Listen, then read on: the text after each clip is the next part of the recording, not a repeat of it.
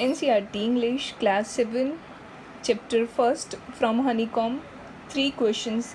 उसके first part में हमने देखा कि एक राजा के मन में थॉट आता है कि उसको अगर 3 क्वेश्चन के आंसर्स मिल जाए तो वो कभी भी फेल नहीं होगा। क्वेश्चन थे कि कोई भी चीज़ स्टार्ट करने का राइट टाइम क्या होता है, कौन से लोगों को उसे लिसन करना चाहिए, मतलब ट्रस्ट करना चाहिए, what is the most important thing for him to do, और उसके लिए सबसे ज़्यादा इम्पोर्टेंट क्या चीज़ है, और उसके लिए वो अपने मैसेंजर्स को पूरे किंगडम में भेजता है। फिर भी उसको अलग अलग आंसर्स मिलते हैं, वो सेटिस्फाइड नहीं होता है और किसी को भी वो रिवॉर्ड नहीं देता है। लास्ट में वो डिसाइड करता है कि वो एक हर्मिट जो फेमस है अपने विजडम के लिए, वो उसके पास जाता है अपने क्वेश्चंस के आंसर्स के लिए।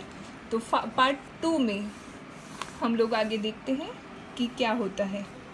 The king turn round and so a beard man running towards them. King ने देखा कि एक आदमी जो दाढ़ी वाला है वो उसकी ओर आ रहा था। His hands were pressed against his stomach. उसके हाथ जो थे उसके स्टमक पे प्रेस किए हुए थे। From which blood was flowing, जिसमें से खून निकल रहा था। When he reached the king, he fainted and fell to the ground. जब वो किंग के पास पहुंचा तब वो fainted means बेहोश हो गया और ग्राउंड पे नीचे गिर गया ज़मीन पे। The king and the hermit removed the man's clothing and found a large wound in his stomach. King और वो जो हरमीट था दोनों ने मिलके उसके कपड़े रिमूव किए तो उन्होंने देखा कि स्टमक पे उसको बहुत ही गहरा घाव लगा हुआ है। The king washed and covered it with his handkerchief. King ने वो घाव को साफ़ किया और एक हैंडकरचीफ से उसको कवर किया। But the blood would not stop flowing. फिर भी ब्लड जो था वो फ्लो होने से स्टॉप नहीं हो रहा था। The king redressed the wound until at last the bleeding stopped. King ने वापस से उसको ड्रेसिंग किया और फिर से कोशिश की ताकि ब्लीडिंग स्टॉप हो जाए। The man felt better and asked for something to drink. अब जो वाउंडेड मैन था वो बेटर फील कर रहा था, फिर उसको पूछा कि अगर आपको कुछ पीना है कि नहीं। The king brought fresh water and gave it to him. राजा फ्रेश वाटर लेके आया और उसको दिया। By this time the sun had set and the air was cool. और इतने में शाम हो गई थी और हवा ठंडी हो गई थी। The king with the hermit's help carried the wounded man into the hut and laid him on the bed. King ने हर्मिट की हेल्प से वाउंडेड मैन को कैरी किया और उसको हट के अंदर ले गए और बेड पे सुला दिया। The man closed his eyes and ले क्वाइट। वो जो वाउंडेड मैन था, इंजर्ड मैन था, उसने अपनी आंखें बंद कर ली और वो सो गया। The king tired by his walk and the work he had done. अब किंग भी थक गया था, वो चल के आया था और उसने बहुत वर्क किया था खुदाई का, तो उसकी वजह से किंग भी थका हुआ था। Lay down on the floor and step through the night.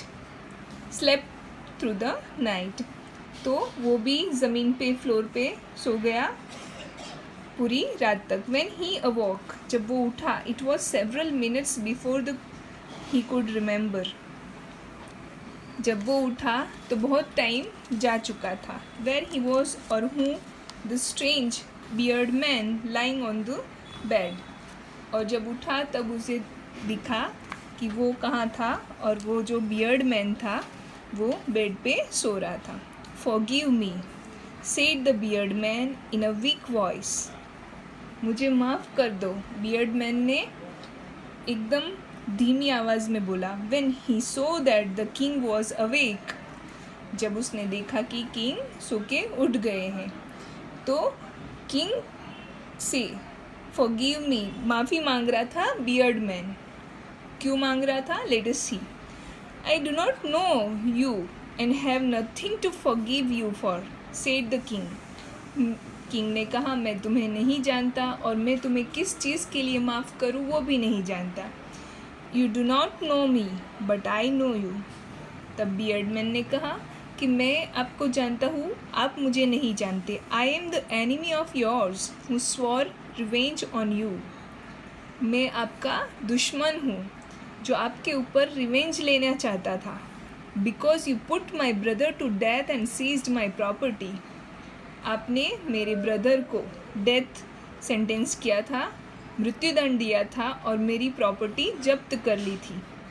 I knew you had gone alone to see that hermit. मुझे पता चला था कि आप हरमीट के पास अकेले जा रहे हो. And I made up my mind to kill you on your way home. और मैंने डिसाइड किया था कि मैं आपको आपकी वापसी पर, जब आप घर लौटोगे तब मैं आपको मार दूंगा. But the day passed and you did not return. लेकिन पूरा दिन ख़त्म होने आया और आप वापस नहीं आए. So I left my hiding place and I came upon your body guard.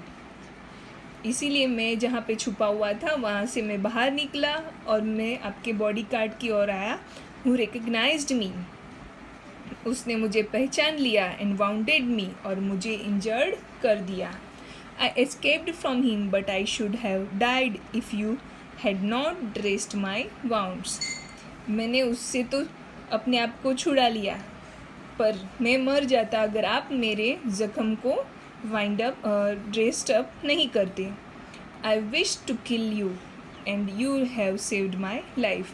मैंने आपको मारने की सोची और आपने मेरी लाइफ बचाई. Now if I live. अब अगर मैं ज़िंदा रहा, I will serve you as your most faithful servant. जब तक मैं ज़िंदा रहूँगा तब तक मैं आपका एक फेथफुल सर्वेंट बन के आपकी सेवा में हाजिर रहूँगा. And will order my sons to do the same. और मेरे जो बच्चे हैं, मेरे जो सन्स हैं, वो भी आपकी सेवा में रहेंगे. Forgive me. मुझे माफ़ कर दीजिए. The king was very happy to have made peace with his enemy so easily. King बहुत खुश हो गया था क्योंकि उसने अपने एनिमी के साथ बहुत ही ईजीली शांति स्थापित कर ली थी. And to have won him over as a friend. और उसको जीत लिया था और अपना दोस्त बना लिया था. He not only forgave him but said he would send his servants and his own doctor to look after him. राजा ने उसको सिर्फ माफ़ ही नहीं किया बल्कि अपने दूसरे सर्वेंट्स और डॉक्टर को भी उसकी देखभाल के लिए भेजा. And he promised to give back the man his property. और उस आदमी को उसकी प्रॉपर्टी लौटाने का वादा भी किया. Leaving the wounded man, the king went out of the hut and looked around for the hermit. Wounded man को छोड़ के वो हट के बाहर निकले और उन्होंने हर्मिट को ढूंढने की कोशिश की. Before going away, he wished once more to get answers to his questions. उसे अपने क्वेश्चन के आंसर्स चाहिए थे यहाँ से निकलने से पहले. The hermit was on his knees sowing seeds in the beds that had been dug the day before. Hermite जो अगले दिन उन्होंने जो पैचेस खोदे थे, ज़मीन खोद के रखी थी, उसमें अपनी नीज़ पे बैठ के सीड सो कर रहा था. The king went up to the hermit and said, for the last time I beg you to answer my questions wise man. राजा ने उसके पास, हर्मीट के पास जाकर बोला कि अब मैं आखिरी बार आपसे अपने क्वेश्चन के आंसर्स जानने की भीख मांगता हूँ, रिक्वेस्ट करता हूँ. You have already been answered. आपको अपने प्रश्नों के उत्तर मिल गए हैं. Said the hermit still bending down to the ground and looking up at the king as he stood before him. Hermit अपनी जो पोजीशन में था उसी पोजीशन में राजा को आंसर देता है कि आपको तो अपने आंसर्स मिल गए हैं. How have I been answered? What do you mean? मुझे आंसर कैसे मिले हैं? तुम क्या कहना चाहते हो? Do you not see? तुम्हें नहीं दिखाई दे रहा? Replied the hermit. हर्मिट ने रिप्लाई दिया, if you had not pitied my weakness yesterday and had not dug these beds for me, you would have gone away. अगर आप मेरी हेल्प नहीं करते ये जो भी लैंड डग करने में, तो आप चले गए होते.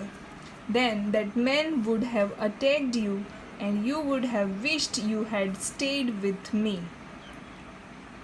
तो क्या होता कि यहाँ से निकलते ही वो मैन जो था, बियर्ड मैन, वो आप पे अटैक कर देता और आपकी जो विश थी वो पूरी नहीं होती. So the most important time was when you were digging the beds. तो मोस्ट इम्पोर्टेंट टाइम कौन सा था? जब आप ज़मीन डिगिंग कर रहे थे, खुदाई कर रहे थे. And I was the most important man and to do me good was your most important business.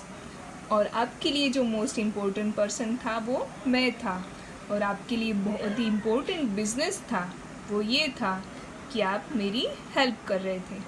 Afterwards when the man ran to us, the most important time was when you were caring for him. उसके बाद जब वो आदमी दौड़ते हुए हमारे पास आया और आपने जो उसकी केयर की, that was the important time. वो बहुत ही महत्वपूर्ण टाइम था. Because if you had not dressed his wounds he would have died without having made peace with you.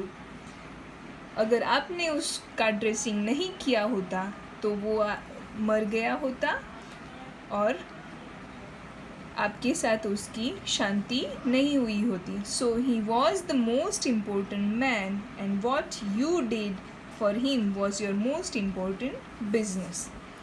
तो उस टाइम पे वो आपका सबसे इम्पोर्टेंट मैन था और उसकी जो केयर की वो आपके लिए इम्पोर्टेंट बिजनेस था. Remember then there is only one time that is important and that time is now. अब आप याद रखिए कि एक ही टाइम इम्पोर्टेंट होता है और वो होता है now, मतलब अभी. It is the most important time because it is the only time we have any power to act. वही इम्पोर्टेंट इसलिए होता है कि वही टाइम मतलब now जो होता है उसी में हमारे पास कुछ भी पावर या कुछ करने की कैपेसिटी या क्षमता रहती है. The most necessary person is the person you are with at a particular moment. और आपके लिए वो पर्सन सबसे इम्पोर्टेंट होता है जिसके साथ आप एट द मोमेंट होते हो. For no one knows what will happen in the future and whether we will meet any one else. किसी को भी नहीं पता है कि फ्यूचर में क्या होने वाला है और आप किससे मिलने वाले हो. The most important business is to do that person good. जिसके साथ आप अभी हो उसी के साथ अच्छा करो, वही मोस्ट इम्पोर्टेंट बिजनेस है. Because we were sent into this world for that purpose alone. क्योंकि हम इस दुनिया में इसी के लिए ही आए हुए हैं. So this is the part 2. In the next video we will discuss the exercise of this chapter.